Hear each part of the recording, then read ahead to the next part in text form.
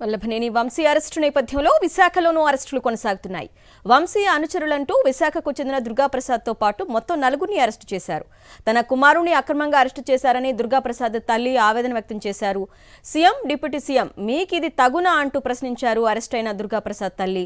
బంధువుల ఇళ్లకి వస్తే విశాఖలో అరెస్టు చేసి పటమటకి తీసుకొని వెళ్లారని ఆవేదన వ్యక్తం చేశారు దుర్గాప్రసాద్ తల్లి. అక్కడ స్టే చేశాడు.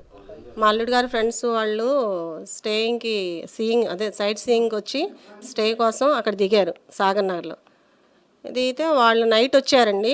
ఏం జరిగిందో తెలియదు మాకు. మార్నింగ్ మేము లేసేసరికి మాకు అపార్ట్మెంట్లో మా వాచ్మెన్ ఫోన్ చేసి ఇట్లా జరిగిందమ్మా అన్నాడు. జరిగితే మా బాబుకు ఫోన్ చేస్తే ఫోన్ లిఫ్ట్ చేయలే. అసలు వాళ్ళు ఎవరో మాకు తెలీదు.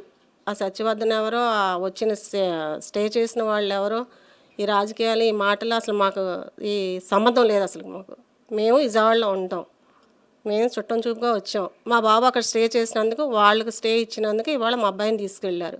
దయచేసి మా అబ్బాయిని మాకు అప్పచెప్పండి. సీఎం గారిని, పవన్ కళ్యాణ్, డిప్యూటీ సీఎం గారిని కోరుకునేది మేము అదే.